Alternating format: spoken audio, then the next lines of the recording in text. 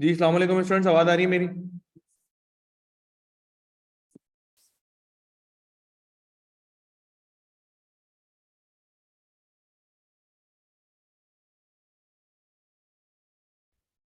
Online students, आवाज आ रही है बेटा? ओके। सो आज हम अपने पास जो है वो स्टार्ट करते हैं, ठीक है ना? चीजें हम स्टार्ट करेंगे चैप्टर नंबर 10 से।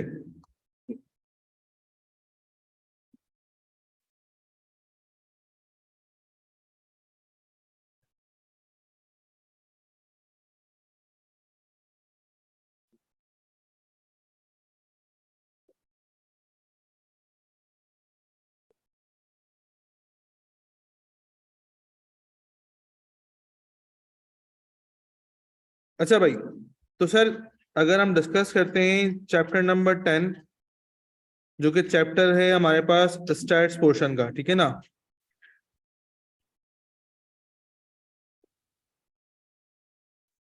फर्स्ट क्लास किसकी है आज? किसी की नहीं है? नहीं है, दो तीन लोगों की है। ओके। सो देखो, चैप्टर नंबर 10 हमारे पास जो है वो है रिग्रेशन एंड कोरिलेशन।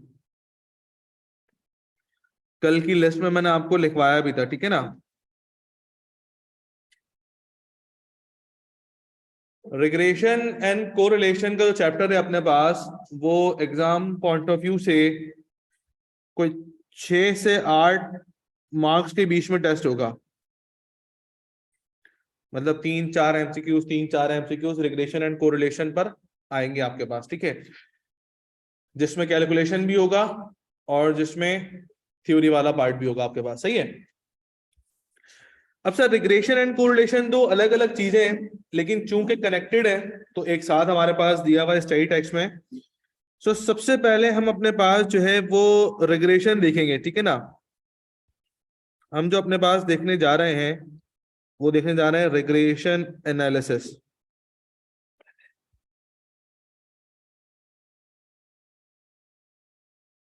और रिग्रेशन एनालिसिस के देखने के लिए हमें सबसे पहले देखना पड़ेगा कि रिग्रेशन मॉडल क्या चीज है।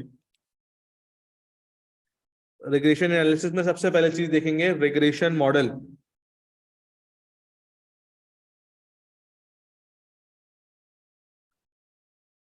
और रिग्रेशन मॉडल के लिए हमें इसकी डेफिनेशन देखनी पड़ेगी। सो एक डेफिनेशन लिखते हैं छोटी सी, और फिर हम उसको डिस्कस करते हैं, ठीक है ना? तो लिखा हुआ है कि regression model is used when you want to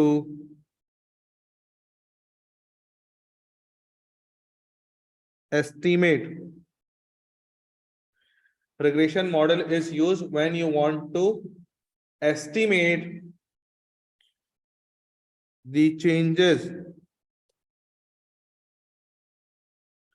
of independent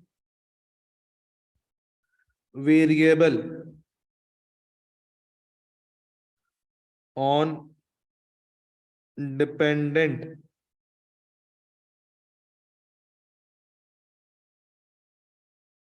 variable.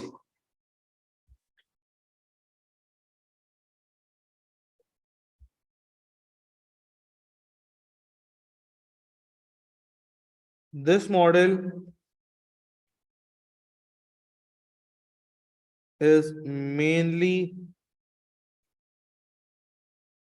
used by business, finance,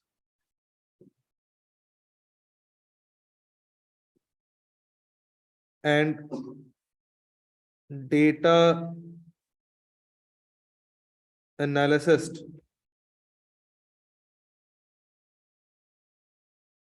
for forecasting,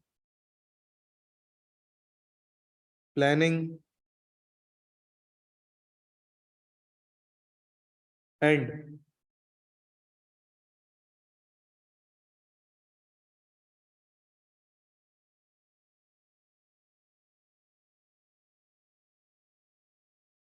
and relationship between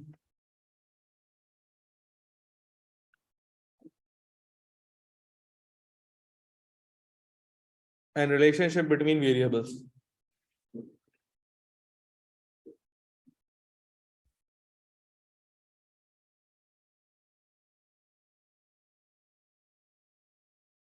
done, copy कर लिया।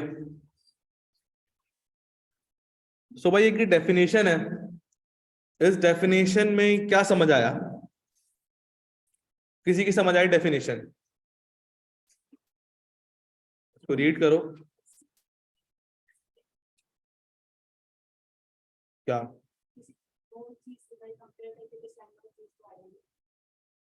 वो कौन सी चीज है? ये बताया ना, ये तो मेन चीज है। हाँ भाई, पता नहीं। पहली वाली डेफिनेशन जो स्टार्टिंग की 3 लाइनें डिपेंडेंट वेरिएबल्स तक, यहां तक बताओ, यहां तक रीड करो और मुझे बताओ कि यहां तक की डेफिनेशन समझ आती है या नहीं आती? हाँ आती है, समझाओ फिर।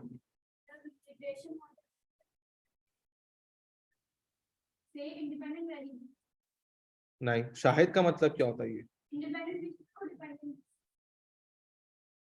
रिग्रेशन मॉडल बोलते हैं, इसके जरिए हम इंडिपेंडेंट वेरिएबल्स का जो चेंज होता है उसका जो इफेक्ट हमारी डिपेंडेंट वेरिएबल पढ़ रहा हो तो चेक करने का रिग्रेशन मॉडल। अब देखो, अगर हम डेफिनेशन पढ़ते हैं तो देखो डेफिनेशन जो है ना, हमें वो सारी चीजों के जवाब देती है। आपके साथ ऐसा नहीं होता होगा, लेकिन आज के बाद जो डेफिनेशन होगी ना, वो आपको सारी बातें बताएगी। देखो लिखा हुआ है कि रिग्रेशन मॉडल इज यूज्ड किस लिए? When you want to estimate, जब आपको एस्टिमेट लगाना हो किस चीज का? एस्टिमेट द चेंज ऑफ, किस चीज का एस्टिमेट लगाना हो? चेंज का एस्टिमेट लगाना हो। इससे फिर पूछो किस चीज के चेंज का एस्टिमेट लगाना हो? इंडिपेंडेंट वेरिएबल के चेंज का एस्टिमेट अगर लगाना हो किस चीज पर? डिपेंडेंट वेरिएबल के ऊपर, तो आप रिग्रेशन मॉडल यूज करते हैं। देखा, सारे सवालों के जवाब हमें डेफिनेशन ने दिए हैं। दोबारा देखते हैं, लिखा हुआ है regression model is used when you want to estimate, जब आपको एस्टिमेट लगाना होगा। किस चीज का एस्टिमेट लगाना होगा? चेंजेस का एस्टिमेट लगाना होगा। किस चीज के चेंजेस का? इंडिपेंडेंट वेरिएबल के चेंजेस का एस्टिमेट अगर लगाना होगा आपको किस चीज पर? डिपेंडेंट वेरिएबल के ऊपर, तो आप रिग्रेशन मॉडल यूज करोगे। ऐसा समझ में आई बात? ये लेकिन मेरी अभी भी नहीं आ रही। क्यों अभी नहीं आ रही? क्योंकि चेंजेस तो समझ में आ गया मुझे कि चेंज हो रहा होता है, पहले कुछ होगा बाद में कुछ होगा, ठीक है ना। एस्टिमेट भी मेरी समझ नहीं आ रहा, और ये इंडिपेंडेंट वेरिएबल्स और डिपेंडेंट वेरिएबल से क्या मतलब है, अभी मेरी समझ नहीं आई डेफिनेशन पूरी, ऐसा ना। तो उसकी एक एग्जांपल देखते हैं। देखो, मिसाल के तौर के ऊपर एक मैन्युफैक्चरिंग कंपनी है भाई, कॉपी कोई नहीं करेगा, सिर्फ स्क्रीन पे देखेंगे। एक मैन्युफैक्चरिंग कंपनी है, उस मैन्युफैक्चरिंग कंपनी का कुछ डेटा मेरे पास है। Let's say our sales and marketing expenditure. Marketing expenditure का मतलब क्या है कि मैंने मार्केट करने के लिए कितने पैसे खर्च करे अपने पास, ठीक है ना। लेट्स से ईयर 1 में इस बंदे ने एक भी रुपया मार्केटिंग में खर्च नहीं किया, ना कोई एडवर्टाइजमेंट किया, ना कोई ऐड वगैरह दिया, कुछ भी नहीं किया इसने। लेकिन इसकी जो सेल्स जनरेट हुई है, जो प्रोडक्ट इसका बिका और जो पैसा इसको मिला है, वो सेल्स जनरेट होने पर इसको मिले हैं कोई 1 लाख रुपए, ठीक है। मतलब एक भी रुपया ये मार्केटिंग में खर्च नहीं कर रहा। कितने रुपए मिल रहे हैं इसको? 1 लाख रुपए का माल इसका बिक गया, पैसा जमा हो गया 1 लाख रुपए। एयर 2 पे अब क्या करता है, ये 10,000 रुपए मार्केटिंग एक्सपेंडिचर में खर्च करता है। मार्केटिंग के लिए 10,000 रुपए खर्च करता है। अब क्या होता है इसके चक्कर में, अब जब मार्केटिंग एक्सपेंडिचर होगा तो लोगों में अवेयरनेस ज्यादा आएगी। जिनको प्रोडक्ट के बारे में नहीं पता था उनको ही पता चलेगा, तो वो लोग भी परचेस करेंगे। लेट से अगर ये 10,000 रुपए मार्केटिंग एक्सपेंडिचर में खर्च करता है, तो इसकी टोटल जो सेल हो जाती है वो हो जाती है 1.5 लाख रुपए। मतलब 10,000 रुपए से मार्केटिंग में खर्च करे, जिसके चक्कर में 50,000 रुपए क्या बढ़ गई? सेल बढ़ गई, ऐसा है ना। फिर एयर 3 पे क्या किया इसने? 20,000 रुपए खर्च करे। तो इसकी सेल्स दोबारा 50,000 से बढ़ के कितनी हो गई, 2 लाख रुपए हो गई। मतलब जितनी ज्यादा मार्केटिंग होगी उतनी ज्यादा आपका रेवेन्यू क्या होता रहेगा, उतनी ज्यादा सेल्स आपकी क्या होती रहेगी, जनरेट होती रहेगी। मिसाल के तौर के ऊपर एयर 4 में ये 50,000 रुपए की मार्केटिंग करता है। अब समझ में आ गया कि भाई मार्केटिंग और सेल्स का आपस में कोई ना कोई कनेक्शन है। मार्केटिंग जितनी ज्यादा होगी सेल्स उतनी ज्यादा जनरेट होगी। अब इसने 50,000 रुपए मार्केटिंग कर दी, लेट से इसकी सेल्स बढ़ के 3 लाख रुपए हो गई। अब सर मेरा मैनेजर मुझसे ये कहता है कि मुझे एक बात बताओ, अब तक मैं ना न्यूज़पेपर वगैरह के थ्रू मार्केटिंग कर रहा था। क्या कर रहा था, अब तक मैं न्यूज़पेपर के थ्रू मार्केटिंग वगैरह कर रहा था। अब मार्केट में आते हैं टिकटॉकर्स, ऐसा टिकटॉकर्स आ गए, यूट्यूबर्स आ गए। अब मैं इनके अकॉर्डिंगली मार्केटिंग करता हूं, ठीक है। तो मेरा मैनेजर मुझसे कहता है मुझे बताओ एयर 5 में सेल्स कितनी होगी। एयर 5 में अगर हम अब मार्केटिंग का मेथड चेंज करके दूसरे लोगों से मार्केटिंग करवाते हैं, तो मुझे एक बताओ कि सर एयर 5 में सेल्स कितनी जनरेट होगी। इसका मतलब एयर 5 की सेल्स का क्या लगाना है बेटा, एस्टिमेट लगाना है, ऐसा ना। एयर 5 की सेल्स का क्या लगाना है, तो मैं उसको क्या बोलूंगा, मैं बोलूंगा सर सेल्स का होना ना होना डिपेंड करता है कि उस साल में मार्केटिंग कितनी हो रही है। ऐसा है या नहीं है भाई, मार्केटिंग ज्यादा होगी सेल्स ज्यादा जनरेट होगी, मार्केटिंग कम होगी सेल्स कम जनरेट होगी। इसका मतलब सेल्स का होना ना होना इस बात पे डिपेंड करता है, सेल्स का होना ना होना इस बात पर डिपेंड करता है कि उस रेलेवेंट ईयर के अंदर मार्केटिंग कितनी होगी। तो यहाँ सेल्स जो है वो कौन सा वेरिएबल हो गया, सेल्स डिपेंडेंट वेरिएबल हो गया, क्योंकि इसका होना ना होना किसी दूसरी चीज के ऊपर डिपेंड करता है। तो sales is my dependent variable. और मार्केटिंग एक्सपेंडिचर यहाँ क्या हो गया, मार्केटिंग एक्सपेंडिचर हो गया मेरे पास बेटा इंडिपेंडेंट वेरिएबल, ऐसा। तो मुझे एक बात बताओ कि अगर मैंने एयर 5 में सेल्स का एस्टिमेट लगाना होगा तो मैं कैसे लगाऊंगा, मैं रिग्रेशन मॉडल के अकॉर्डिंगली लगाऊंगा, क्योंकि रिग्रेशन मॉडल की पूरी डेफिनेशन यहाँ क्या हो गई, फिट हो गई। आओ दोबारा से डेफिनेशन पढ़ते हैं। अब दोबारा से पढ़ो इस एग्जाम्पल को ध्यान में रखते हुए। देखो क्या लिखा हुआ है कि regression model is used when you want to estimate. देखो जैसी एस्टिमेट आया मेरे जहन में एयर 5 की सेल्स आ रही हैं, आपके जहन में आ रही है नहीं आ रही। देखो रिग्रेशन मॉडल कब यूज करते हैं, जब आपने एस्टिमेट लगाना हो किस चीज का, चेंजेस का एस्टिमेट लगाना हो इंडिपेंडेंट वेरिएबल में। अगर इंडिपेंडेंट वेरिएबल के अंदर चेंज आ रहा है, देखो मार्केटिंग एक्सपेंडिचर चेंज हो रहे थे अपने पास, सेम तो नहीं थे, चेंज हो रहे थे, कभी ज्यादा हो रहे हैं कभी कम भी हो सकते हैं। तो अगर इंडिपेंडेंट वेरिएबल के अंदर कोई चेंज आ रहा है, उसका इम्पैक्ट डिपेंडेंट वेरिएबल में क्या होगा, तो उसके लिए हम अपने पास क्या यूज करते हैं, रिग्रेशन मॉडल यूज करते हैं, ऐसा। फिर सर रिग्रेशन मॉडल कौन यूज करता है, देखो लिख के दिया हुआ है कि this model is mainly used by business finance and data analysis. Data analysis के साथ साथ एक चीज और लिख दो, रिसर्चर।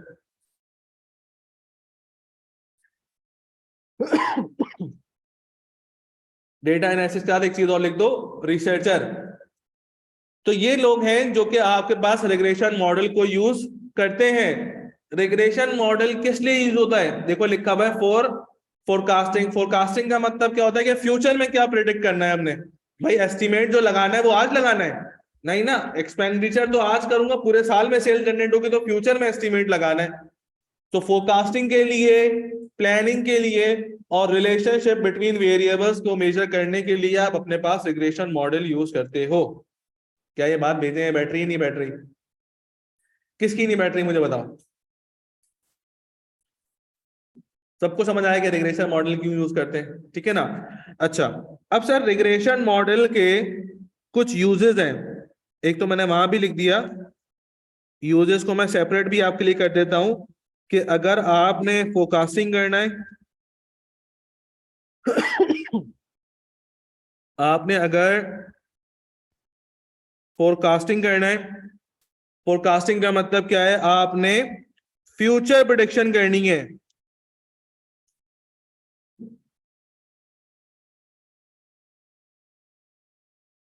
अभी रिपीट करता हूं मैं, तो फोरकास्टिंग करना है यानी कि आपने फ्यूचर में प्रिडिक्शन करनी है तो रिग्रेशन मॉडल यूज होगा। आपको प्लानिंग करनी है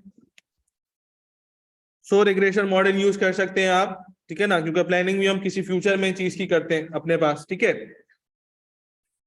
और अगर आपने किसी भी चीज का इम्पैक्ट का एस्टिमेट लगाना है तो भी आप अपने पास रिग्रेशन मॉडल यूज करते हैं।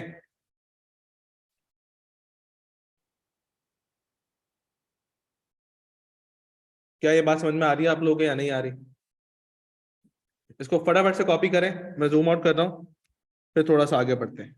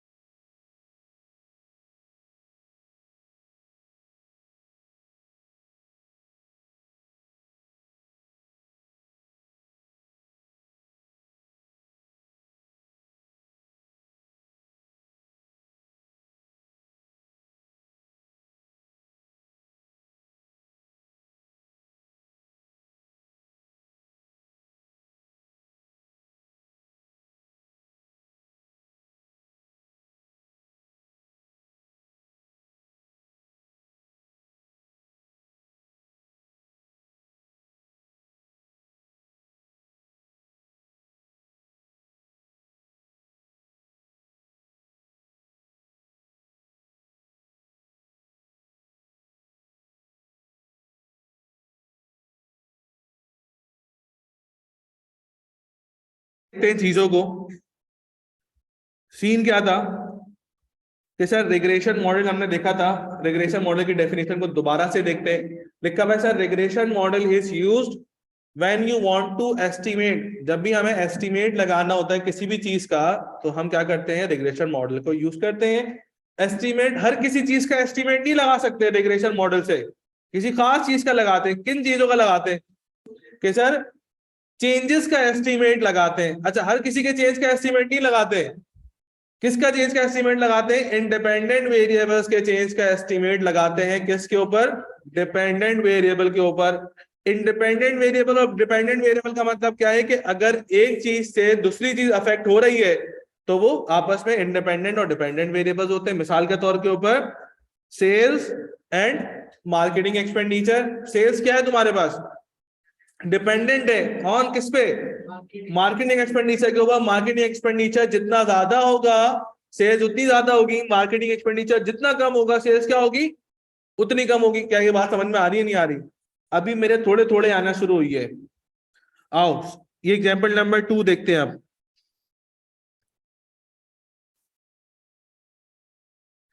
मिसाल के तौर के ऊपर यहां मैं लिखता हूं मंथ्स का डेटा, यहां मैं लिखता हूं बिल्स,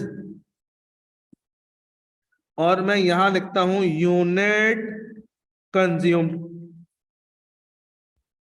भाई बिजली का बिल तो आता है ना घर में, है सबके यहाँ आता होगा। मिसाल के तौर के ऊपर जनवरी में हमने एक भी यूनिट कंज्यूम नहीं किया। जनवरी में हम घूमने गए हुए थे, जनवरी में हमने कुछ किया ही नहीं, घर बन रहा हमारा। लेकिन जब घर में दाखिल हुए तो बिल पड़ा हुआ था। ऐसा होता ही नहीं होता है? लाइन रेंट का, मीटर रेंट वगैरह का बिल हमारे पास आता है, लेट से 1000 रुपए आ रहा था, ठीक है। फरवरी में हमने लेट से 100 यूनिट कंज्यूम करे, अभी भी 1000 रुपए बिल आएगा क्या है? अब 1000 रुपए से ज्यादा आएगा, 1000 रुपए तो लाइन रेंट वगैरह था। अब मिसाल के तौर पर जो इलेक्ट्रिसिटी कंज्यूम करी, इंटरनेट ही चला गया।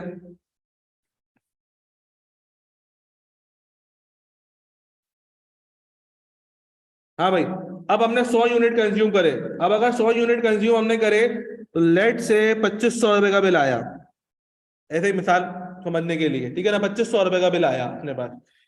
फिर सर मार्च आ गया, थोड़ी गर्मियां बढ़ गई, गर्मियां आ गई ना। सो अगर मार्च में गर्मियां आ गई हैं तो हमने एसी चला लिया घर के अंदर। अब एसी चलाने में लेट से 150 यूनिट कंज्यूम करें तो बिल और ज्यादा आएगा, क्योंकि अब जितनी ज्यादा कंजप्शन होगी बिल उसके हिसाब से आना शुरू होगा। लेट से 3200 रुपए का बिल आया। फिर था मार्च के बाद अप्रैल आया, अप्रैल में गर्मी और बढ़ गई, हमने और ज्यादा एसी चलाया। जब एसी चलाया तो 200 यूनिट हो गए, तो क्या बिल और ज्यादा आएगा? नहीं आएगा, बिल और ज्यादा आएगा। लेट से 4000 रुपए का बिल हो गया। अब्बा तो पागल होना शुरू होगा, बोला भाई 4000 रुपए का बिल कौन भरेगा, एसी भी चलाना है। अप्रैल के बाद मई आ गया, तो अब तो गर्मियां शुरू हो गई। अच्छा, हमारे घर में ना पुराने एसी लगे होते, अब्बा ने पुराने एसी निकाल के फेंक दिए और न्यू एसी लगाए, इन्वर्टर एसी। और मेरे अब्बा मुझे अब बुला के कहते हैं कि अब बताओ कि अब हमने न्यू एसी लगाए हैं तो मई के अंदर बिल कितना आएगा?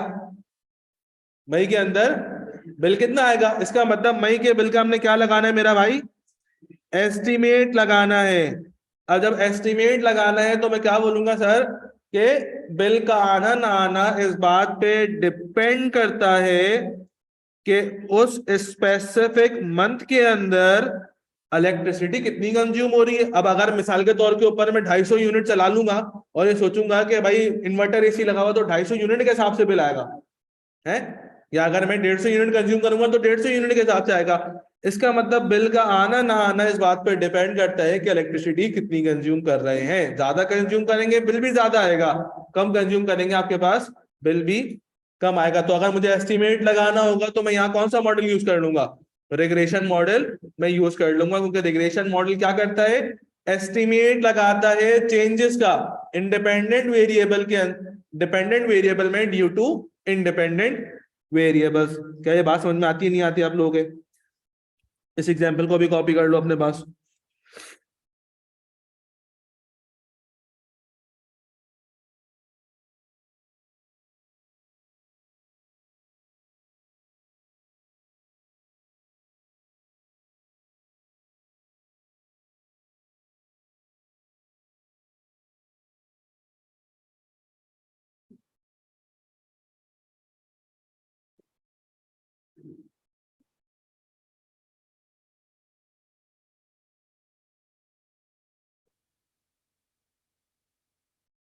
लिख लो अपने पास के बिल्स जो हैं वो डिपेंडेंट हैं, और ये क्या है?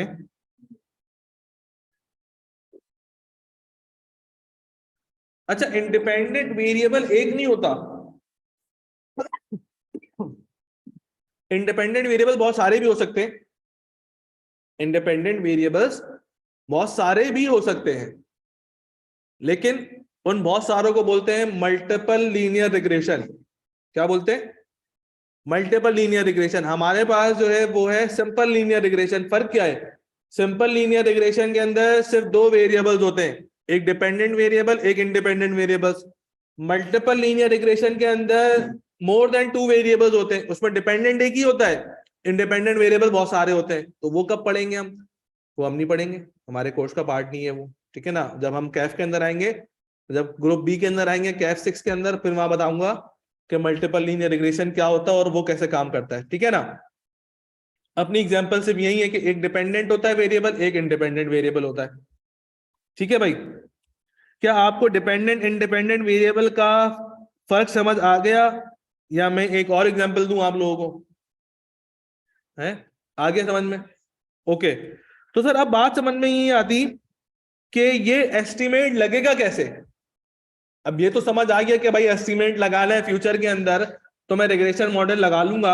एस्टिमेट लगाएंगे कैसे हम? ऐसे ही बैठे बैठे सोचना शुरू कर देंगे क्या? कुछ ना कुछ कैलकुलेशन परफॉर्म करेंगे तभी तो आएगा। तो देखो, कैलकुलेशन के लिए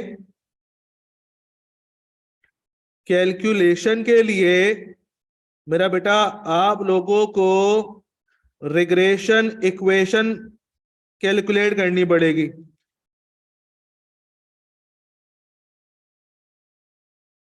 रिग्रेशन इक्वेशन कैलकुलेट करनी पड़ेगी। अब रिग्रेशन इक्वेशन क्या होती है? रिग्रेशन इक्वेशन होती है y is equals to a plus B x. y is equals to a plus B x. ये एक लीनियर इक्वेशन है। क्या है भाई? लीनियर इक्वेशन तो बताया ना क्या होती है? अब मेडिकल वाला कह रहा है मेरे को क्या पता लीनियर इक्वेशन क्या होती है ना? दोबारा आइडेंटिफाई कराओ जरा, पता चले मेडिकल वाले का है। ओके सही है। तुम भी मेडिकल की हो लड़की? तो भैया मैं तो समझ नहीं आ रहा, अगर मैं मेडिकल का हूं तो लीनियर इक्वेशन का मतलब क्या होता है? तो लीनियर इक्वेशन का मतलब एक ऐसी अच्छा, इक्वेशन क्या होती है? इक्वेशन का मतलब क्या है? जिसमें दो वेरिएबल्स हो एक्स और वाई, और एक कांस्टेंट वैल्यू भी हमारे पास हो। कांस्टेंट का मतलब क्या है? जिसके साथ कोई वेरिएबल्स कनेक्ट नहीं होता, वो एक कांस्टेंट वैल्यू होती है, ठीक है ना? और दो वेरिएबल्स भी हो, देखो एक्स और वाई दो वेरिएबल्स होते हैं, ठीक है? तो ये एक इक्वेशन होती है। अगर वेरिएबल्स की पावर 1 है, पावर मतलब ऐसा, इतना तो पता है ना? अगर वेरिएबल की पावर 1 है, देखो दोनों वेरिएबल्स की पावर 1 है, तो आपके पास ये एक लीनियर इक्वेशन है। ऐसा अगर पावर 2 होगी तो क्या हो जाएगा? क्वाड्रेटिक इक्वेशन हो जाएगा, ठीक है? और फिर पावर 3 और 4 अलग बात है अपनी, ठीक है?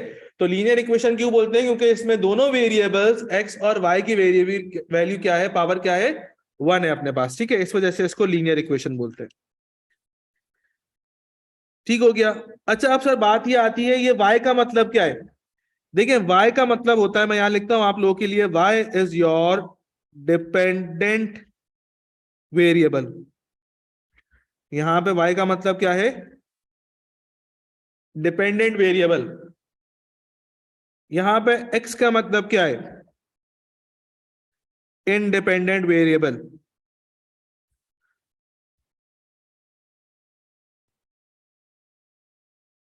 जो चीज इज इक्वल टू के लेफ्ट हैंड साइड पे होगी वो आपका डिपेंडेंट वेरिएबल होगा, और जो वेरिएबल आपके पास इज इक्वल टू के राइट हैंड साइड के ऊपर होगा वो आपके पास क्या कहलाएगा?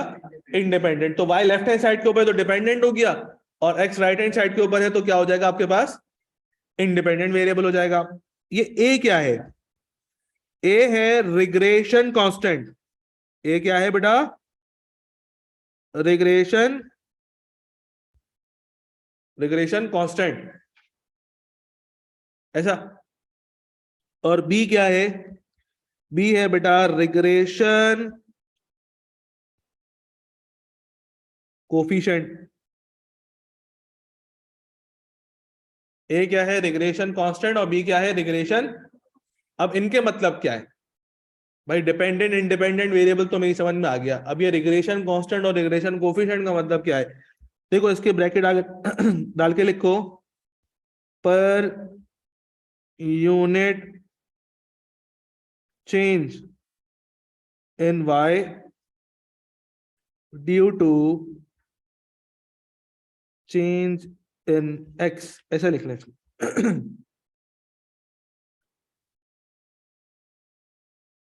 मतलब सर मिसाल के तौर के ऊपर ऐसी मैं आपके समझने के लिए एक इक्वेशन बनाता हूं कि y is equal to 1000 plus 2x। 1000 का मतलब क्या है कि अगर लेट से x 0 है, x की वैल्यू क्या है, तो y कांस्टेंट पे क्या रहेगा? कम से कम 1000 रहेगा, ठीक है ना? ये है रिग्रेशन कांस्टेंट के अगर x 0 होता है, इंडिपेंडेंट वेरिएबल 0 होंगे, तो डिपेंडेंट वेरिएबल कुछ ना कुछ तो होगा ना यार। मिसाल के तौर के ऊपर बिल की एग्जांपल दी, अगर इंडिपेंडेंट वेरिएबल देखो 0 था तो क्या बिल नहीं आया था? आया था बिल। ऊपर देखो, अगर मार्केटिंग एक्सपेंडिचर 0 थे तो क्या सेल्स जनरेट नहीं हुई थी? क्या हुई थी? तो अगर इसका मतलब इंडिपेंडेंट वेरिएबल अगर 0 होगा तो डिपेंडेंट वेरिएबल कुछ ना कुछ तो होगा, तो वो कुछ ना कुछ क्या होगा? रिग्रेशन कांस्टेंट होगा हमारे पास, ऐसा। फिर से 2 का मतलब क्या है? अब 2 का मतलब ये है कि अगर लेट से x1 है,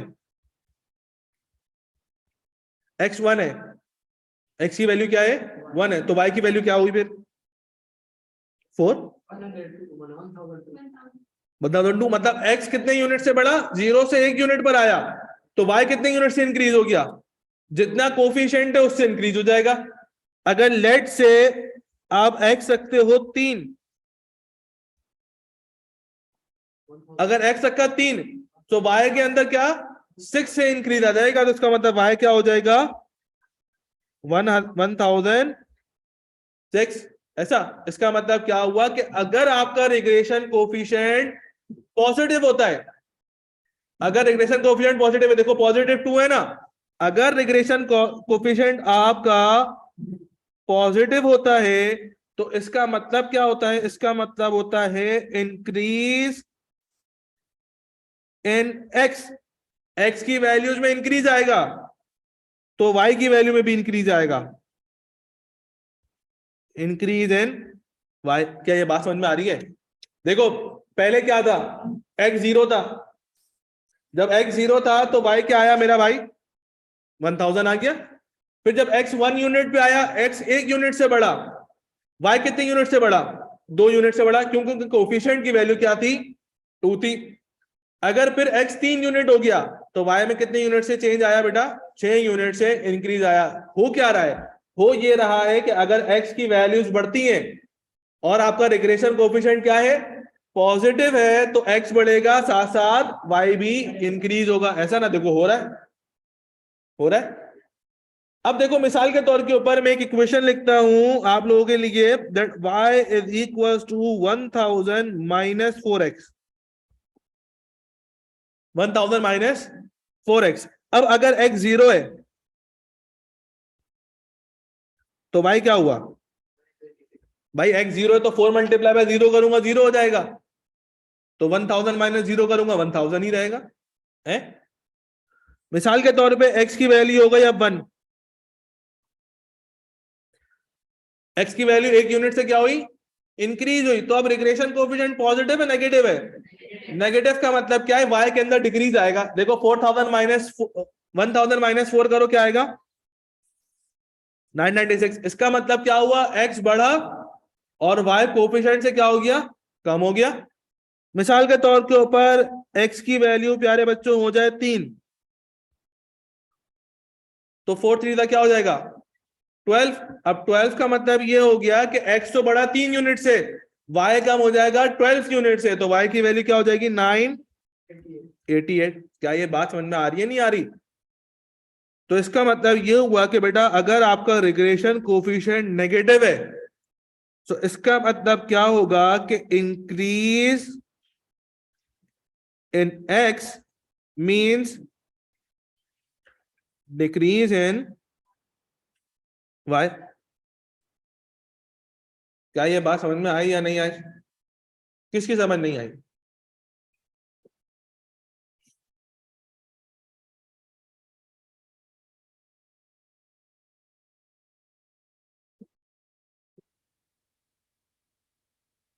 जी भाई दोस्तों, समझ आ रहा है चल क्या रहा है?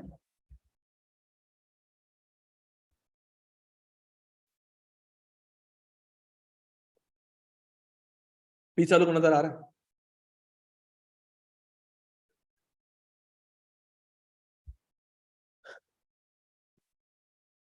तो रिग्रेशन कांस्टेंट का मतलब क्या है, रिग्रेशन कांस्टेंट का ये मतलब है कि अगर x के 0 यूनिट है तो y की एक सर्टेन वैल्यू आपके पास होगी, तो सर्टेन वैल्यू क्या होगी रिग्रेशन कांस्टेंट कहलाएगा। और रिग्रेशन कोएफिशिएंट का मतलब क्या होता है, देखो मैंने आपके रिग्रेशन कोएफिशिएंट के आगे मैंने क्या लिखा था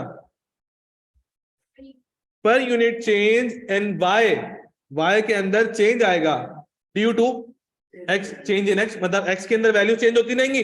अब चेंज पॉजिटिव होगा नेगेटिव होगा तो वो देख लेंगे कि अगर रिग्रेशन कोएफिशिएंट पॉजिटिव होता है तो इसका मतलब क्या है x बढ़ेगा y भी बढ़ेगा, और अगर रिग्रेशन कोएफिशिएंट नेगेटिव होता है इसका मतलब क्या है x का बढ़ेगा y कम होगा, उल्टा चलेगा। ऐसा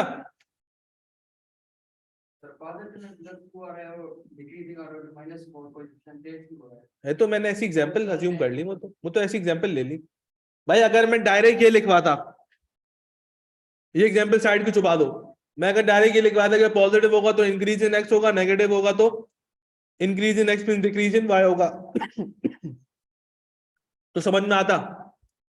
नहीं आता? हमें कैसे पता चलेगा यार ये सही बात भी है या गलत बात है? तो उसके लिए छोटी सी एग्जाम्पल हमने लिख ली यहाँ पर।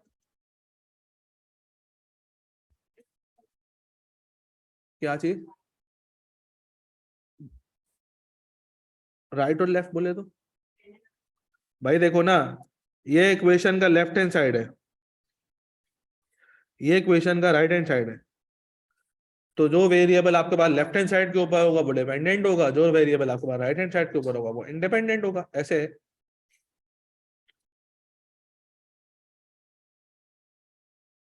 ये क्या हुआ? ये कहाँ गायब हो गया?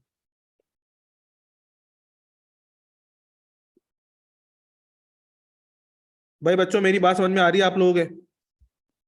थोड़ा सा मैं आगे मूव करूं तो सर अब बात ये आती है कि रिग्रेशन कांस्टेंट क्या सवाल में गिवन होगा? नहीं। क्या रिग्रेशन कोएफिशिएंट सवाल में गिवन होगा? नहीं। तो फिर कैसे निकालेंगे? जाहिर सी बात है कोई ना कोई फॉर्मूला अप्लाई करेंगे तो रिग्रेशन कोएफिशिएंट और रिग्रेशन कांस्टेंट आएगा ना, ऐसे थोड़ी आएगा। तो सबसे पहले हम फॉर्मूला देखते हैं बच्चों अपने पास रिग्रेशन कोएफिशिएंट का।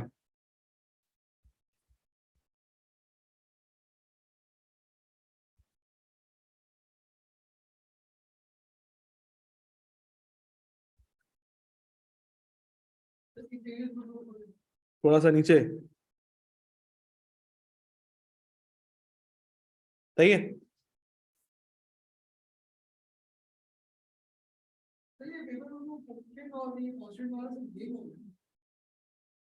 कैलकुलेट करने होंगे। हाँ भाई पुरानी आवाम, ये हुआ है रिग्रेशन कोएफिशिएंट का फॉर्मूला भूल गया यार मैं, याद नहीं आ रहा। शहीर बताएगा। अब आवाज थोड़ी आएगी मेरी, क्या बोला आपने, है ना? रिग्रेशन कोएफिशिएंट का फॉर्मूला क्या है?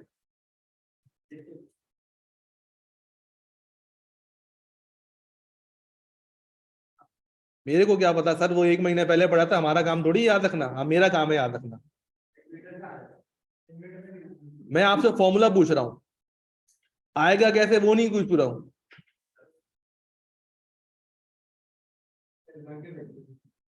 तुम बता दो चलो फिर। y on x निकल निकल। हाँ मुजम्मिल, बस बस बेटा हो गया, टाइम पूरा हो गया। तो देखो रिग्रेशन कोएफिशिएंट को हम लोग b से रिप्रेजेंट करते हैं। रिग्रेशन कोएफिशिएंट का फॉर्मूला होता है बेटा कि n multiply by sum of x y minus sum of x into sum of y divided by n into sum of x square minus sum of x whole square.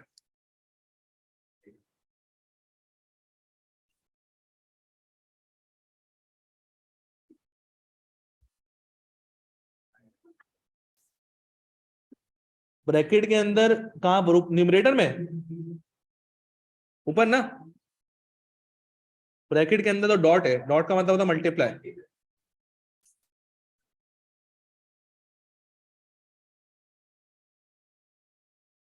अब भाई ये n क्या है?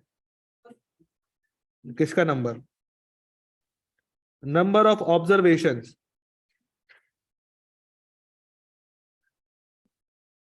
Number of observation, n का मतलब क्या है? Number of observation. ये ई एक्स का मतलब क्या है?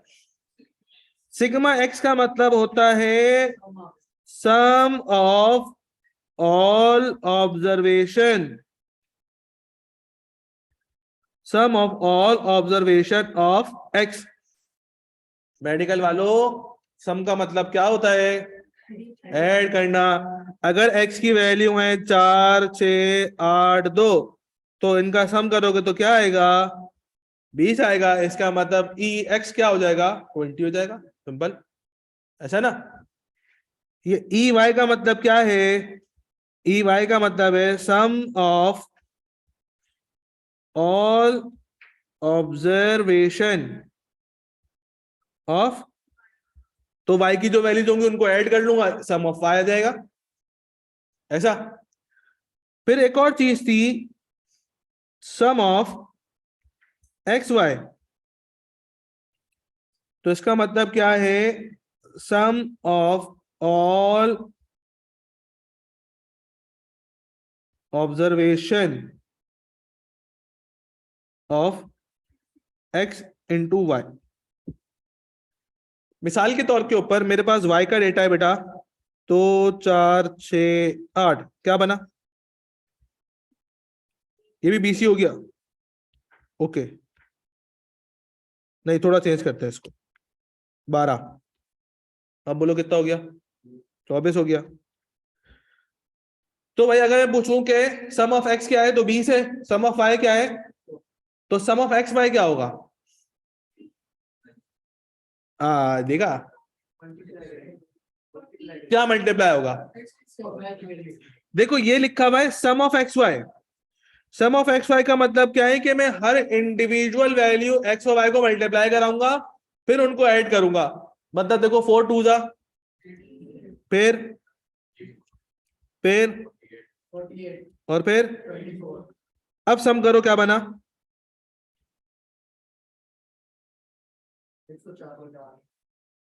104। सर हम ऐसा भी तो कर सकते हैं, डायरेक्ट इन दोनों को मल्टीप्लाई करा ले, हैं ऐसा भी तो कर सकते हैं, ऐसा क्यों करेगा अलग अलग मल्टीप्लाई करें, डायरेक्ट ऐसा मल्टीप्लाई करा लें।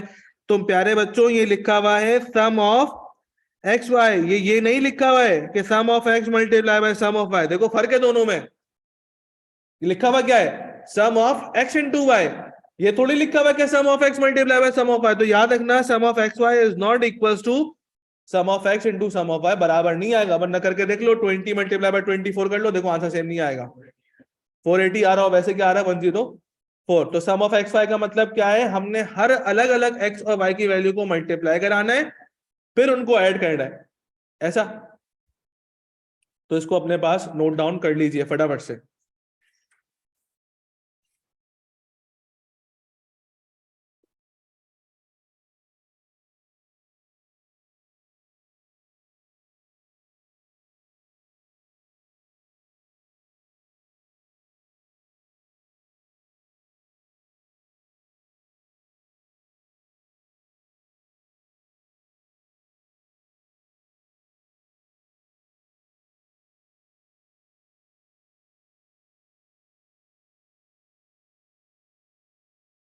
जी भाई, हो गया कॉपी?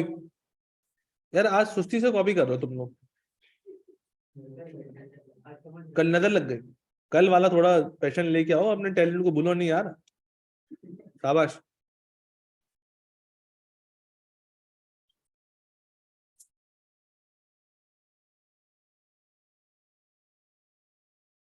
चले आगे बढ़े,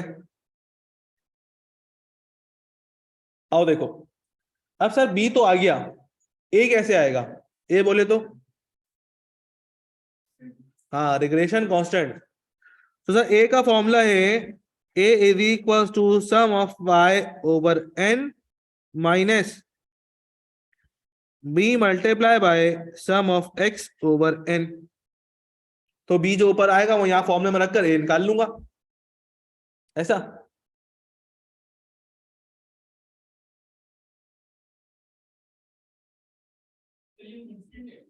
ये रिग्रेशन कांस्टेंट का फॉर्मूला है।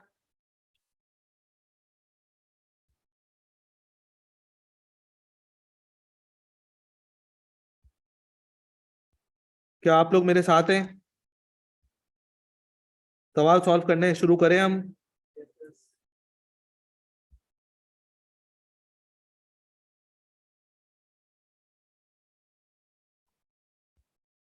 जी भाई दोस्तों, सेट है, डन, मूव करें। किसी का कोई सवाल है तो मुझसे अभी करो। नहीं पता नहीं कहाँ लिखा हुआ नजर आया, ये ऐसी ध्यान नहीं तो इनकी बातों पे। नंबर ऑफ ऑब्जर्वेशन, मतलब कितनी ऑब्जर्वेशन है, 1 2 3 4, एन क्या हो गया 4 बस।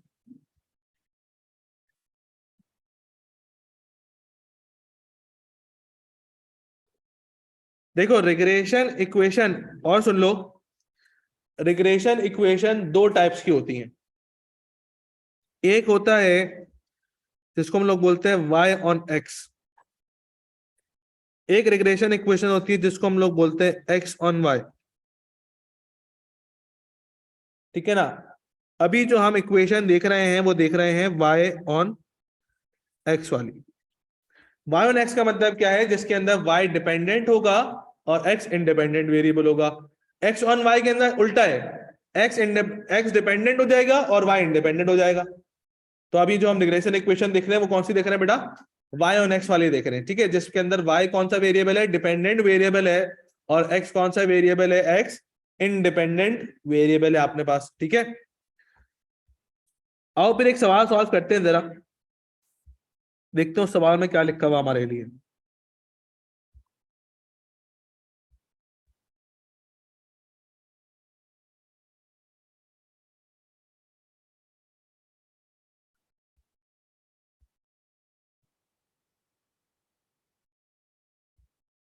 देखिए बेटा एक सवाल है, उस सवाल में लिखा हुआ है कि ऑब्टेन लाइन ऑफ रिग्रेशन, मतलब रिग्रेशन इक्वेशन बनाओ। जब भी ये बोलते हैं ना कि ऑब्टेन लाइन ऑफ रिग्रेशन, इसका मतलब क्या है, मैंने रिग्रेशन इक्वेशन बनानी है अपनी, और कौन सी बनानी है, y ऑन x बनानी है, जिसके अंदर y डिपेंडेंट होगा और x कौन सा वेरिएबल है, इंडिपेंडेंट वेरिएबल है। तो सवाल में देखो उसने x और y का डेटा में लिख के दिया हुआ है। जब x और y का डेटा लिख के दिया हुआ है तो हम कैलकुलेशन परफॉर्म करते हैं, मेरे साथ साथ करिएगा आप लोग। सबसे पहले x की डेटा को लेस डाउन करेंगे, 1 2 3, इनका सम क्या है 9। हाँ ना, इन सबका सम, इनका सम करें, ऐड कर लें इनको, क्या बनना 45। फिर y को लिस्ट डाउन कर लेते हैं, 9 8 10 12 11 13 14 16 और 15, इसको सम करिएगा फिर 108। ओके। अच्छा, मैंने कहा था आप लोगों से कि आप लोगों के पास रजिस्टर होना चाहिए क्यूएम का, ले लिया आप लोगों ने? ये तो बीसी वाली डायरी अम्मी की, फर्स्ट डे आपका, अच्छा चलो फिर एग्जाम है। लेकिन ये अम्मी की चीज इस्तेमाल नहीं करो भाई, वो बीसी का हिसाब करना है घर पे। और कौन दूसरे रजिस्टर में कर रहा है?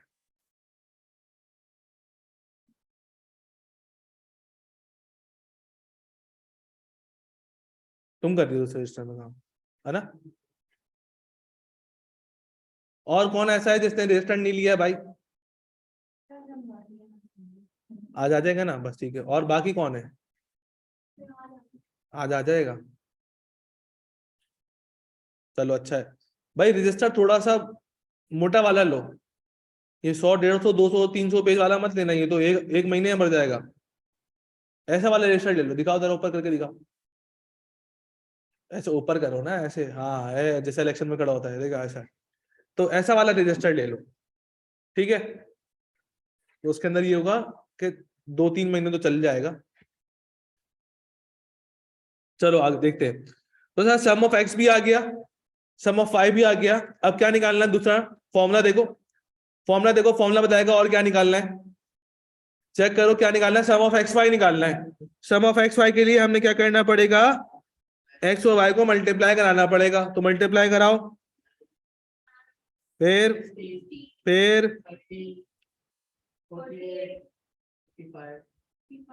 फिर फिर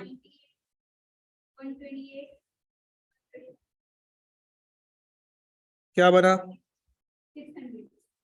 पक्की बात है, गलत बना।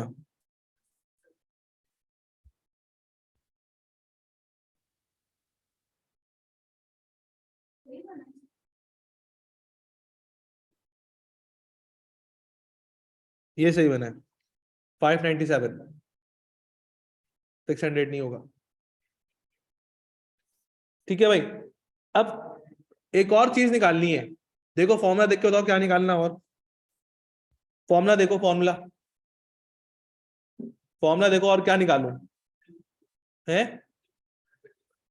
क्या नंबर ऑफ तो n तो देख के पता चल रहा है, ये नहीं 9। अभी सम ऑफ एक्स स्क्वायर तो निकालना है। देखो बी के फॉर्मूले में डिनोमिनेटर में लिखा होगा n multiply by sum of x square, है ना। इसका मतलब अभी मैंने एक्स स्क्वायर का कॉलम बनाना पड़ेगा। एक्स स्क्वायर तो पता है ना क्या होता है, क्या होता है, मतलब मल्टीप्लाई बाय मल्टीप्लाई, है ना। जितनी वैल्यू हो मल्टीप्लाई बाय सेम नंबर। तो करो जरा, 1 फिर 35, 36, 49, 54, 81.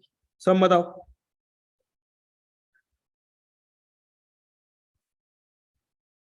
फटाफट से मेरा भाई इनको कॉपी करें जल्दी से, ताकि फिर हम कैलकुलेशन परफॉर्म करें।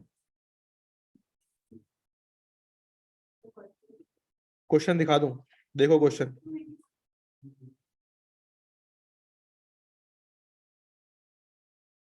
कैलकुलेटर्स ले लिया आप लोगों ने, कौन सा लिया है दिखाओ। 8 मोड है इसमें, ठीक है तुम्हारे पास भी।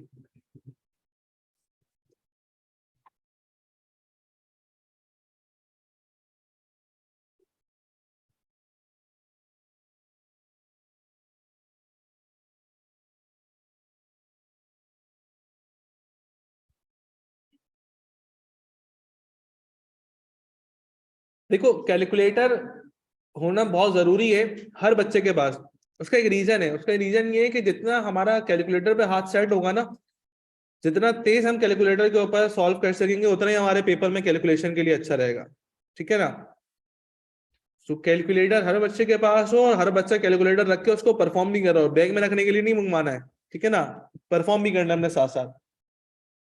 अब सर डिपेंड करते हैं, सवाल देखते हैं। सवाल में आगे हमने कैलकुलेट करना था y is equals to a plus bx, ये रिग्रेशन इक्वेशन है अपनी, है ना, जिसमें a भी निकालना है। और तो कैसे आएगा a और b, अभी पीछे फॉर्मूला लिखवाए थे हमने b के।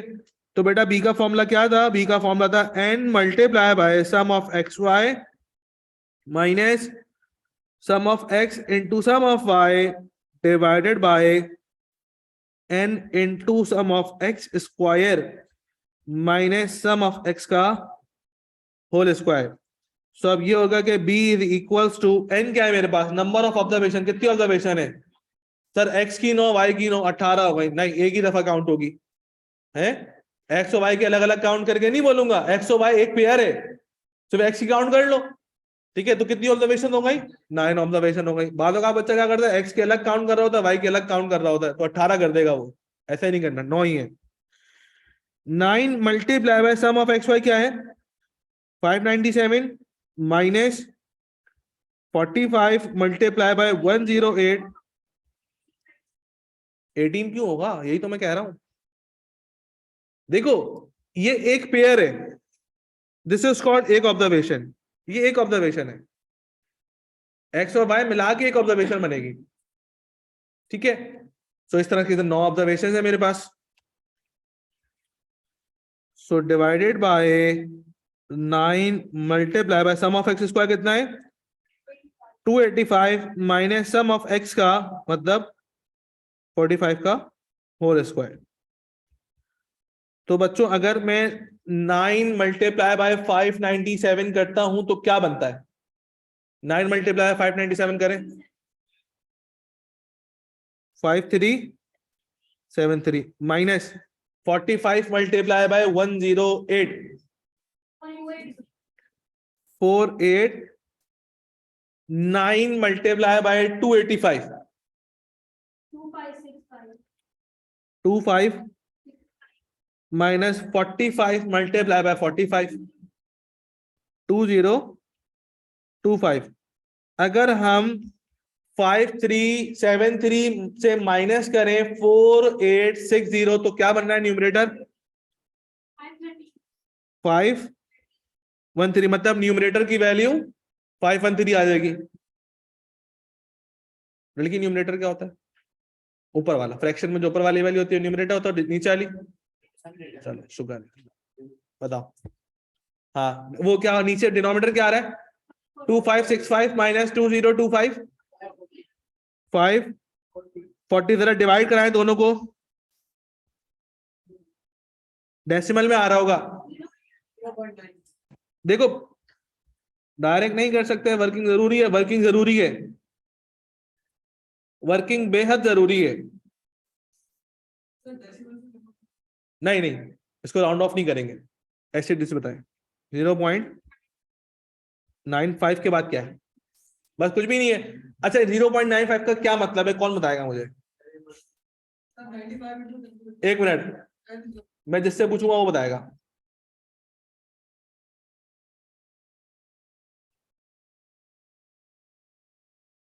हाँ हारिस, 0.95 का मतलब क्या है? इंटरप्रेट करो इसका मतलब। पीछे क्या देख रहा है? ये क्या बात हुई, समझ जानी मैं। हाँ भाई, ये क्या काम?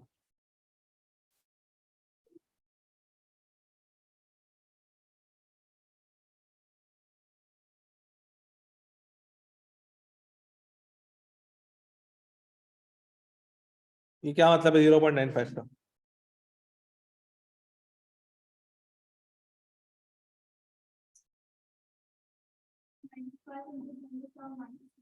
नहीं नहीं, ये 0.95 आया है, इसका मतलब क्या है ये पूछ रहा हूँ। वो तो उसमें आ रहा होगा, उस एक्सपोनेंशियल फंक्शन में आ रहा है, वहां पर क्या आ रहा है? नहीं नहीं, ऐसे क्यों? हुआ एक्सपोनेंट की पावर -2 आ रहा होगा भाई, है ना?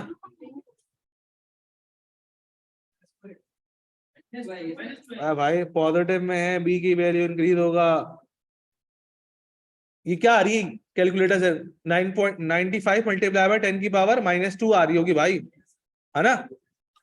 अब -2 का मतलब क्या है कि आपका डेसिमल यहाँ पर है, और उस डेसिमल को आपने 2 नंबर पीछे लेके आना है। तो एक नंबर और दूसरा नंबर, 2 नंबर पीछे लेके आओ डेसिमल को, तो 0.95 हो जाएगा, ये मतलब है। लेकिन मैं ये मतलब नहीं पूछ रहा हूं, मैं ये मतलब पूछ रहा हूँ 0.95 का मतलब क्या है, ये पूछ रहा हूँ। ऑनलाइन में अभी सिर्फ एक जवाब आया मेरे पास रिमशा का। हाँ, इसका मतलब क्या है? 0.95 क्या बता रहा है मुझे? ये वाह, क्या कह रही हो लड़की तुम? नहीं नहीं, हाँ क्या पॉजिटिव में है तो? हाँ पॉजिटिव में इसका मतलब क्या है कि अगर x बढ़ेगा 1 यूनिट से, सो y के अंदर 0.95 यूनिट से इंक्रीज आएगा। ये पूछना चाह रहा हूं भाई मैं, अभी तो मैंने बताया है ऊपर। रिग्रेशन कोफिशिएंट का मतलब क्या होता है कि अगर पॉजिटिव है तो x बढ़ेगा, y भी बढ़ेगा, नेगेटिव है तो x बढ़ेगा, y कम होगा। तो यहाँ 0.95 पॉजिटिव है, इसका मतलब क्या है? x बढ़ेगा 1 यूनिट से, तो y बढ़ेगा 0.95 यूनिट से। आ रही है बात समझ में? अब फिर हमें कैलकुलेट करना है सर ए का क्या फॉर्मूला है? Sum of y over n minus b multiply by sum of x over n। तो सम ऑफ y क्या है बेटा हमारे पास? देखो 108, so 108 is divided by 9 minus b की वैल्यू क्या है? 0.95 multiply by sum of x क्या है? 45 माइनस n कितना हो गया? 9 हो गया। तो प्यारे बच्चों अगर मैं 108 को 9 से डिवाइड करता हूं क्या बनता है? माइनस, एक काम करें 0.95 मल्टीप्लाई बाय 45 करें, क्या बना? 42.75 के बाद कुछ है या खत्म? खत्म। तो एक काम करें फिर, जरा 42.75 को डिवाइड करें 9 से, क्या बना? 4.75। तो जरा फिर बता दो ए क्या बना?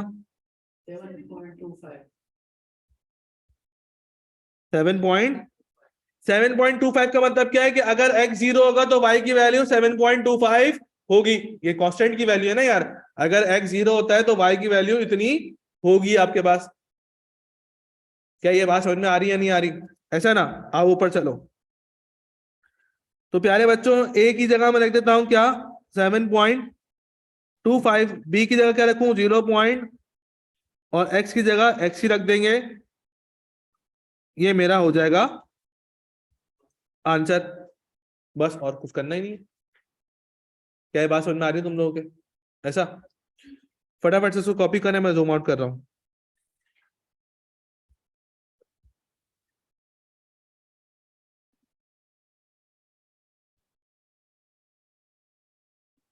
देखो मेरे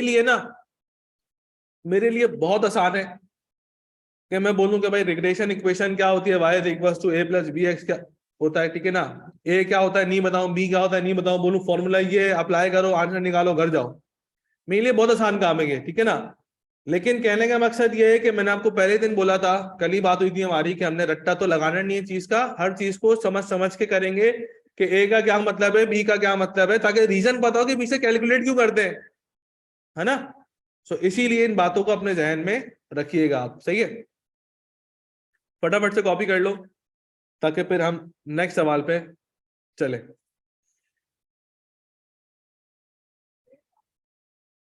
फॉर्मूलास कहां से आए, ड्राफ्ट हुए में।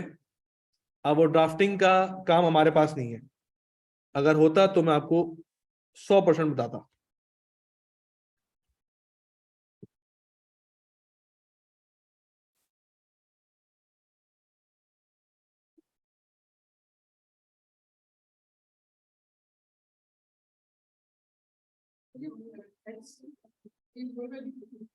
क्या बेटा, एक्स की कोई वैल्यू है ही नहीं, दी भी नहीं उसने। तो देखो सवाल में भी उसने कहा था हमसे कि सिर्फ नहीं ना, एक्स की अब दूसरी वैल्यू कोई होगी एंड पे तो वाई की वैल्यू आएगी ना। आखिरी साल में AR5 में अगर मार्केटिंग एक्सपेंडिचर की वैल्यू पता होगी तो उसकी बेसिस के ऊपर सेल्स कैलकुलेट होगी ना, अदरवाइज सेल्स हो ही नहीं सकती। तो यहाँ पर एक्स की वैल्यू आखिरी की पॉइंट पे होगी तो वाई कैलकुलेट कर सकते हैं, अदरवाइज नहीं कैलकुलेट कर सकते। तो सर सवाल में उसने मांगा क्या था, सवाल में उसने मांगा ये था कि ऑब्टेन लाइन ऑफ रिग्रेशन के मतलब रिग्रेशन इक्वेशन बना के दे दो, तो हमने बना के दे दी उसको। एक्स कैसे मांगेगा, वाई मांगेगा ना। अभी नेक्स्ट सवाल में मांग रहा है वाई। भाई आगे मूव करूं मैं, सब मेरे साथ है, किसी को कोई मसला तो नहीं है, पक्की बात है। ओके चलो फिर हम नेक्स्ट सवाल देखते हैं।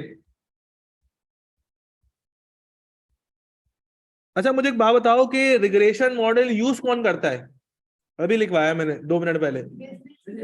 बेसिस वाले यूज करते हैं, फाइनेंस वाले यूज करते हैं, और डेटा एनालिसिस यूज करते हैं, और रिसर्चर भी यूज करता है कभी कभार, ऐसा ना। पता नहीं शायद लिखा हुआ नजर आए नहीं आए हम लोगों को, कोशिश करना जरा, देखो जरा।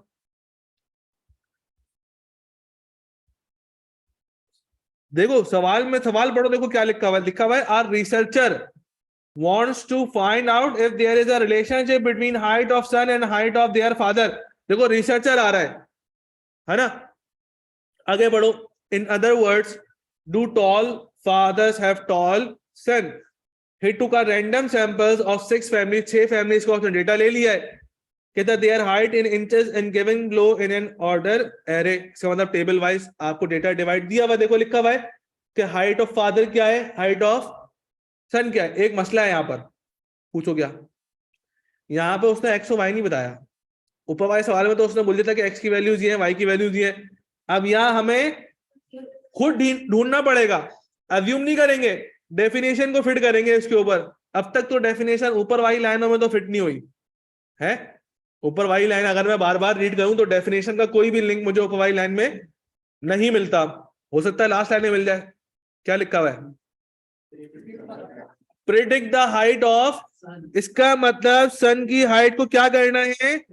तो जिस चीज को प्रिडिक्ट करना होता है इसका मतलब उस चीज का हमें क्या लगाना है, और जिस चीज का एस्टिमेट लगाना होता है उसका मतलब वो कौन सा वेरिएबल होता है बेटा, डिपेंडेंट वेरिएबल। जिस चीज का एस्टिमेट लगाना है वो क्या होता है, डिपेंडेंट।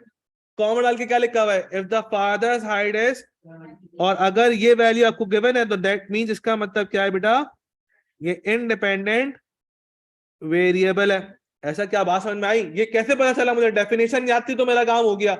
अब डेफिनेशन याद नहीं होगी तो फिर तो कुछ भी अज्यूम करे वो, है ना। किसी को कोई मसला है पहचानने में तो मुझे बताओ। देखो जिस चीज को भी प्रिडिक्ट करना होगा, जिस चीज को भी एस्टिमेट लगाना होगा वो डिपेंडेंट वेरिएबल होगा हमेशा। ठीक है ना। तो यहां पर लिखा हुआ था कि सन की हाइट को क्या करो, प्रिडिक्ट करो, मतलब सन की हाइट का एस्टिमेट लगाना है।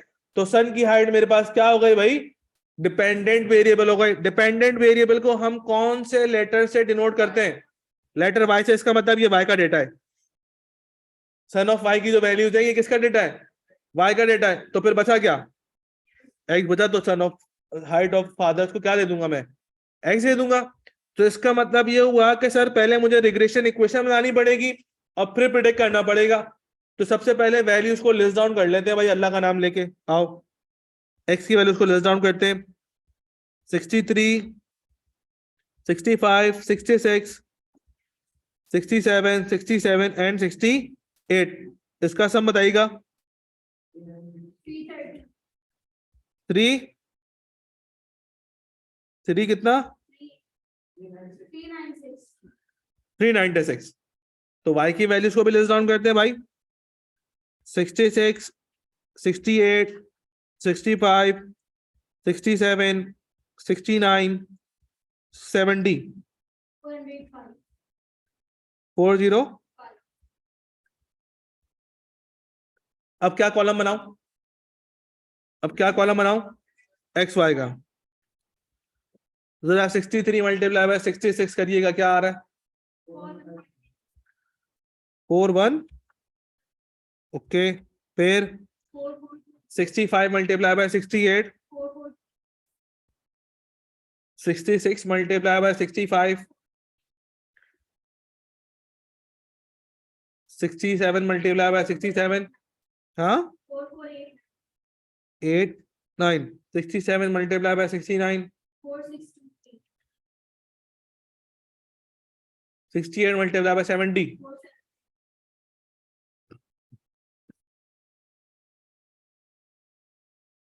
टोटल सम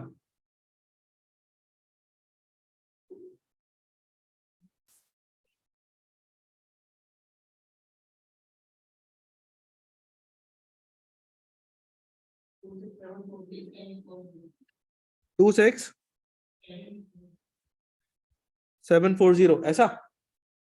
फिर सर मुझे क्या निकालना है, एक्स स्क्वायर निकालना है। तो 63 मल्टीप्लाई बाय 63 करें, क्या आ रहा है,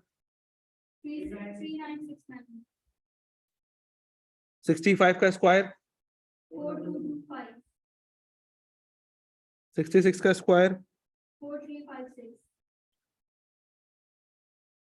इसका मैं बताऊंगा 4489।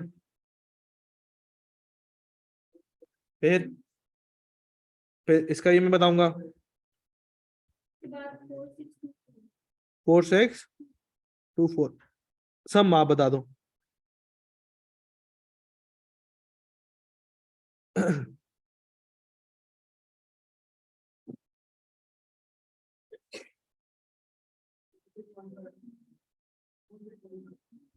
टू सिक्स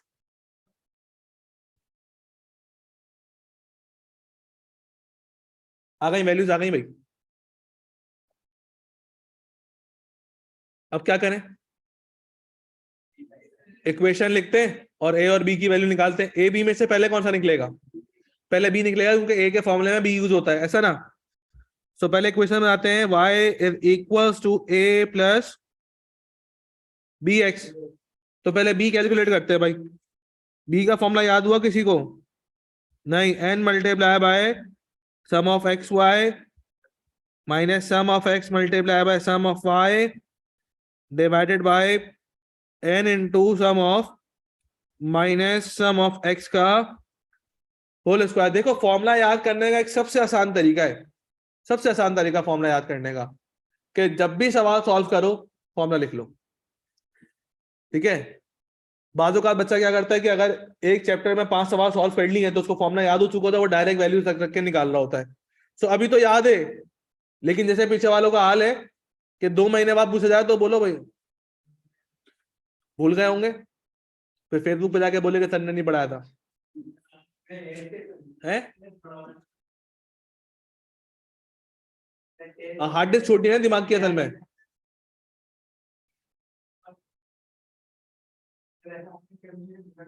अगर आपका प्रोसेसर स्लो है बेटा और हार्ड डिस्क कमजोर है ना, तो फिर हो जाएगा पीआरसी क्लियर, मैं ऐसा थोड़ी कह रहा हूँ।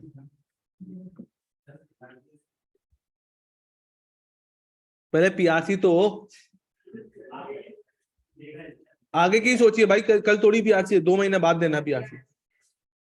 छोड़ो, बताओ एन क्या है? 6 6 multiply by 7 4 minus sum of x क्या है? 396 multiply by 40 5 divided by n क्या है? 6 मल्टीप्लाई बाय एक्स स्क्वायर 26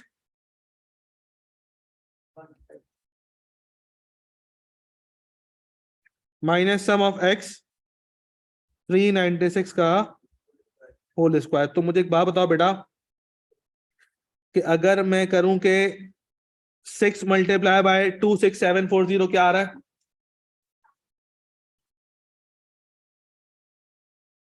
16440 ऐसा, और फिर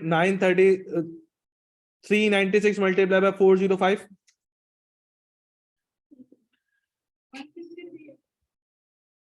16380 बस।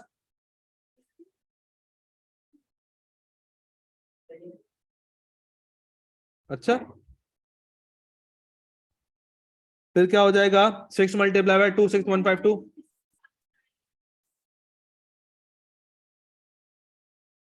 156 912, और 396 का स्क्वायर करें तो क्या बना? 56,000 तो ये 163 हो गया। करेक्ट, 160 ऊपर वाला। 163 जब भी तो मैं कह रहा हूं इतना फर्क थोड़ी होगा। और डिनोमिनेटर भी चेक करो, 6 मल्टीप्लाई बाय 26152 6 है ना, और अगर 396 मल्टीप्लाई बाय 396 करते हैं तो क्या बनता है? 156816। बताएं जरा, अगर न्यूमरेटर माइनस करता हूं क्या बना? और अगर डिनोमिनेटर माइनस करता हूं तो डिवाइड करें क्या बना?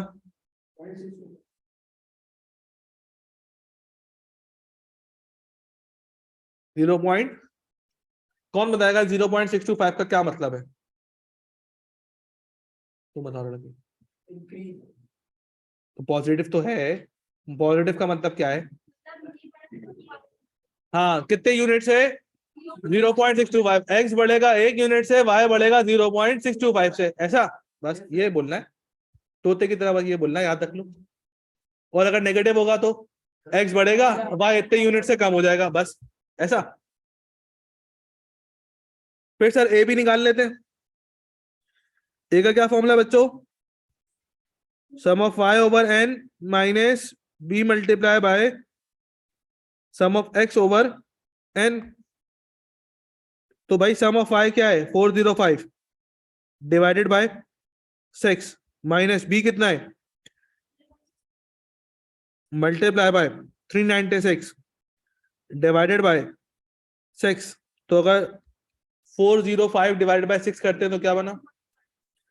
67 पॉइंट माइनस, अगर करें 0.625 मल्टीप्लाई बाय 396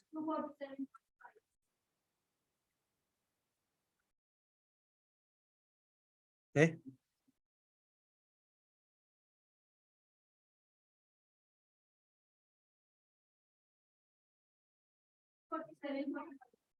क्या ऊपर ये सही है ना? और डिवाइड कराओ 247 को उससे 6 से 41 पॉइंट, तो माइनस करना है, बताइए क्या बना?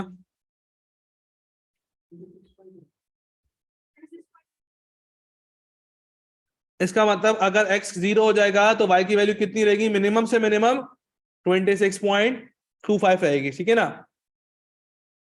सो इन दोनों को उठा के अपने पास इक्वेशन में पुट कर देते हैं। पहले कॉपी कर लो फिर पुट करते हो ऊपर चलकर। भाई देखो,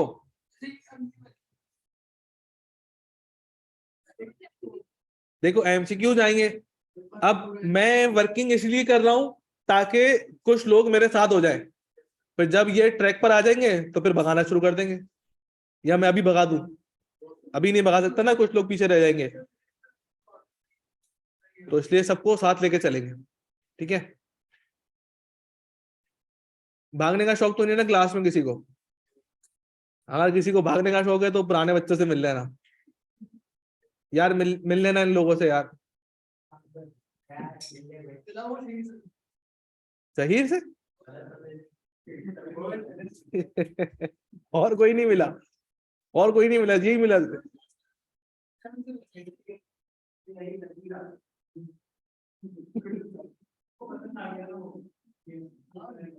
मैंने फिर बोला है कि भाई ये कच्ची आबादी वाली लैंग्वेज नहीं बोलो यहाँ पर।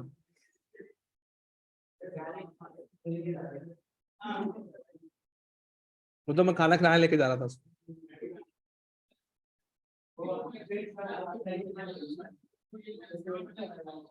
4 पॉइंट क्या भाई, देखो 0.625 का मतलब क्या है कि अगर x का 1 यूनिट बढ़ता है तो y इतने ही यूनिट से बढ़ेगा। अगर यही नेगेटिव होता तो x बढ़ता और y इतने यूनिट से कम हो जाता। कैसे पता? अभी हमने ऊपर प्रैक्टिस की थी ना, 3-4 एग्जाम्पल देखी थी उसके ऊपर ऐसे। चलो आओ इसको वैल्यूज को यहां रखते हैं। a की वैल्यू क्या थी? 26.25। b की वैल्यू क्या थी? 0.625। क्या कोई x की वैल्यू है या नहीं है? ये देखो, ये लिख के दी हुई उसने x की वैल्यू। अब मैं y की वैल्यू को प्रिडिक्ट कर सकता हूं क्योंकि x की वैल्यू गिवन है। तो x इज इक्वल टू है हमारे पास बेटा 70, रख दो 70 यहां पर। तो y क्या आया?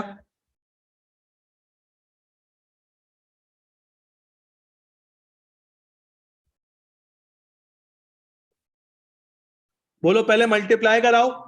70 मल्टीप्लाई 0.625, जो आंसर है उसमें प्लस करो। Also 70 inches. पहले 70 को मल्टीप्लाई कराएं 0.625 से और फिर 26 प्लस करें। 70 आ रहा है ना? Yes sir. बिल्कुल ठीक हो गया। इसका मतलब अगर सन की हाइट 70, फादर की हाइट 70 इंचेस होगी तो सन की हाइट भी क्या होगी? 70 इंचेस होगी। देखो हमने प्रेडिक्ट कर ली सन की हाइट, ऐसा ना। मैं जूम आउट कर रहा हूं बेटा, सो कॉपी करो, फिर आगे बढ़ते हैं।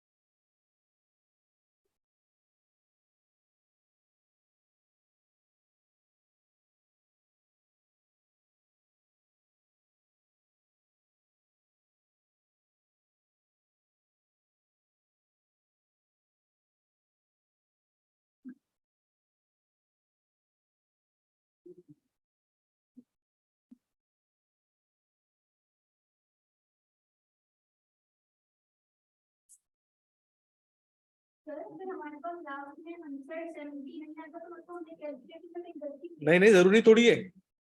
उसने तो कहा था कि भाई अगर फादर की हाइट 70 इंचेस की होती है तो सन की हाइट क्या होगी? अब वो कुछ भी हो सकती है। या तो इत्तेफाक है कि 70 आ रहा है, कभी सेम थोड़ी आएगा। भाई आगे मूव करूं मैं?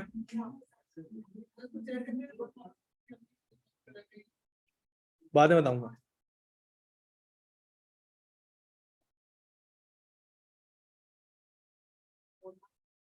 हाँ ना।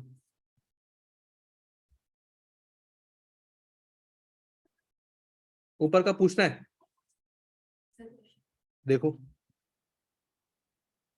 क्वेश्चन नंबर लिख लो, क्वेश्चन तो मैं ग्रुप पे शेयर कर दूंगा, ठीक है। क्वेश्चन नंबर लिख लो सिर्फ।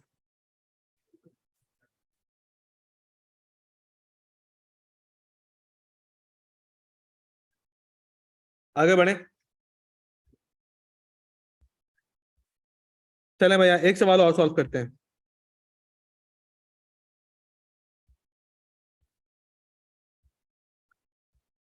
अब मैं आप लोगों को सुकून से 10 मिनट दूंगा, टोटल काम आप लोगों ने करना है, मैं कुछ भी नहीं बताऊंगा।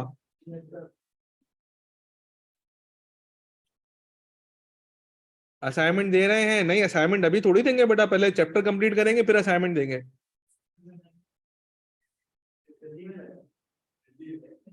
हाँ, अभी नहीं देंगे रिमशा। सिर्फ एक चीज मुझे बता दो, इसमें डिपेंडेंट वेरिएबल कौन सा है? यील्ड डिपेंडेंट वेरिएबल है, क्योंकि उसके साथ लिखा हुआ है एस्टीमेट लगाना है उसका। और इंडिपेंडेंट कौन हुआ फिर? फर्टिलाइजर। इसका मतलब फर्टिलाइजर एक्स हो गया और यील्ड वाई हो गया, ऐसा ना? सॉल्व कर लोगे? फटाफट सॉल्व करो, मुझे बताओ यील्ड की वैल्यू क्या आ रही है। शाबाश।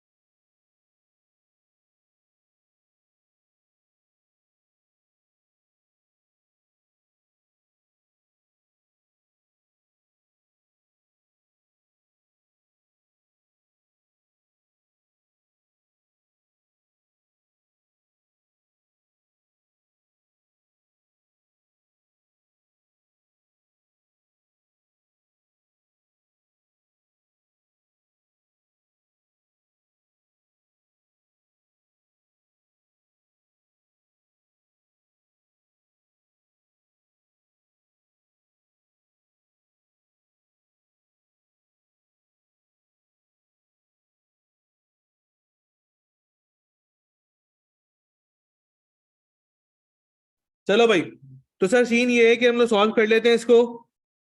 एक काम करते हैं, आप लोग मुझे सम ऑफ एक्स डायरेक्ट बता दो, क्या आता sum of X? Sum of Y क्या है? 698। सम ऑफ एक्स वाई क्या है? और सम ऑफ एक्स स्क्वायर की भी नीड है। और एन क्या है? सो बेटा अगर हम b कैलकुलेट करते हैं तो b का फॉर्मूला था n multiply by sum of x Y, sum of x into sum of Y.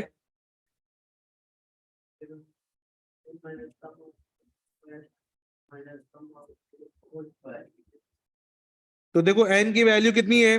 6।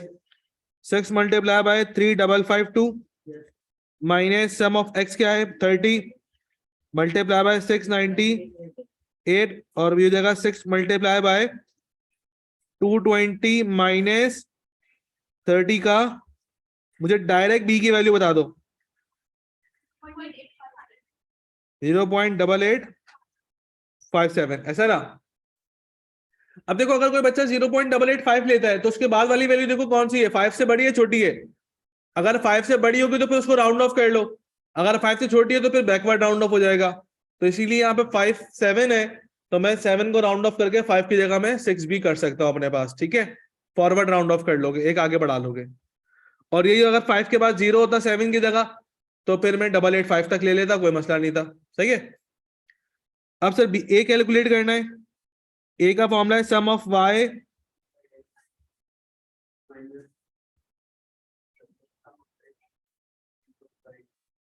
तो सम ऑफ वाई आ जाएगा बेटा कितना?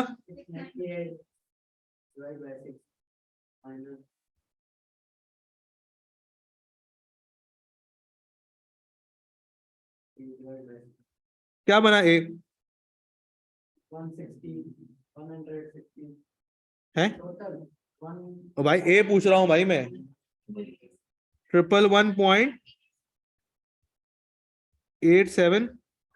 अब एक काम करते हैं, चूंकि ए भी आ गया है और बी भी आ गया है, अपनी इक्वेशन बनाते हैं y equals to a plus B x.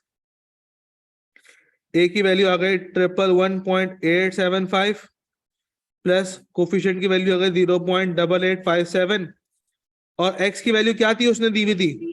3 unit. 3 रख दो इसकी जगह, क्या आया? 5 3। इसका मतलब अगर फर्टिलाइजर्स आप 3 यूनिट यूज करते तो उनका जो यील्ड होगा वो हो जाएगा 114.53 यूनिट्स, ऐसा ना?